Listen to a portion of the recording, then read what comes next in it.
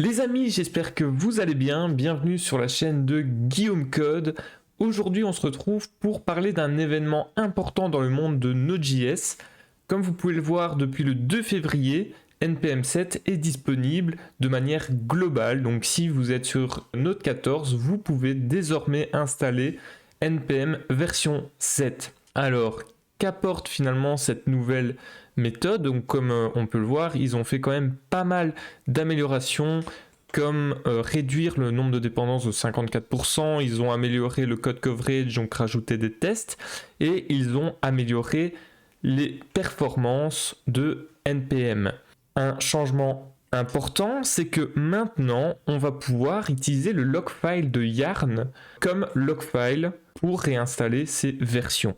Ce qui veut dire que maintenant, vu qu'il y a un nouveau système de log file, c'est que quand on va installer forcément nos dépendances de notre projet, le log file précédent qui est un log file V1 va être complètement écrasé et remplacé par ce log file V2. Donc on aura un fameux changement de log file lors du premier npm install. Une autre feature qui est assez géniale, c'est le fait de pouvoir installer automatiquement les peer dependencies. Donc ils ont rajouté quand même une option qui permet de mettre des dépendances en optional, qui permet finalement de faire comme avant avec les peer dependencies, de ne pas les installer. Et la feature qui pour moi est vraiment un game changer chez NPM, c'est le support des workspaces. Alors le support des workspaces, c'est quelque chose qu'on attendait quand même depuis longtemps chez NPM. Donc il faut savoir que Yarn supporte depuis un petit temps les workspaces. On avait, si on ne voulait pas utiliser Yarn, on avait Lerna, Lerna qui est un framework qui permet de supporter justement ces monorepos.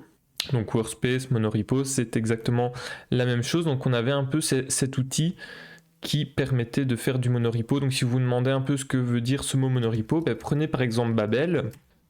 Quand vous allez sur leur GitHub, vous allez voir que toutes les librairies de Babel se trouvent dans le dépôt Babel et ça permet comme ça de partager très facilement du code entre librairies, de pouvoir avoir une seule configuration de SLint, une seule configuration Prettier pour toutes les dépendances et de pouvoir après publier ces petites parties de dépôt sur directement un registry comme NPM ou le registry de Yarn.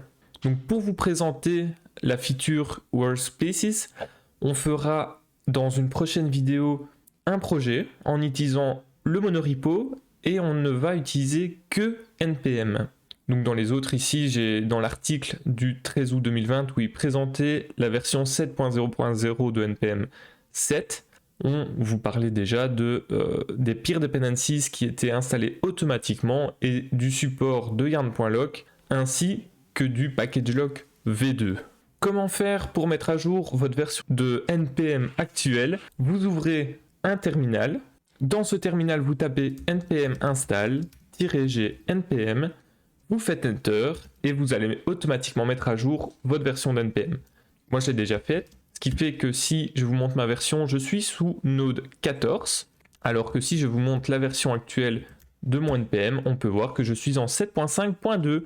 Donc voilà, j'espère que cette courte vidéo vous aura plu. N'oubliez pas de vous abonner, de mettre la cloche, de mettre un j'aime à cette vidéo.